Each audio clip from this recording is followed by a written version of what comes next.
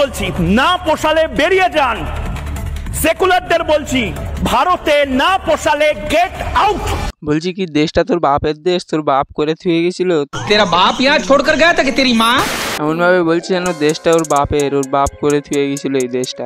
এটা হচ্ছে বিজেপির দালাল, পুরো পিওর একটা বিজেপির দালাল, দালালি করে খায় মুসলমানদের বিরুদ্ধে বলে তবে পেটের ভাত হয়। মুসলমানরা যদি এই দেশে না থাকতো এই মালটার ভিক্ষে করে খেতে হতো, কারণ মুসলমানদের বিরুদ্ধে বলতে পারতো না আর কেউ ওকে ভাতও দিত না খাওয়া। আমি আপনাদেরকে বুঝিয়ে বলি, ধরুন মুসলমানরা এই দেশে নেই, এই মালটা তখন কি করবে? কারণ এর কাজ তো সবসময় হিন্দু মুসলমানে লাগানো।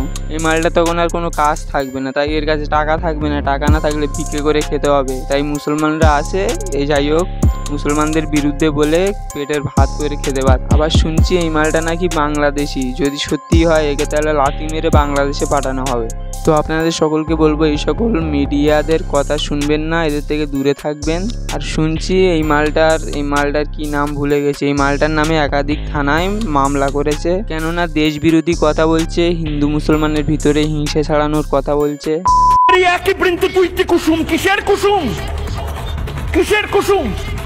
এই মালটা কাজী নজরুল ইসলামের কথার বিরোধী করছে, সংবিধান বিরোধী কথা বলছে।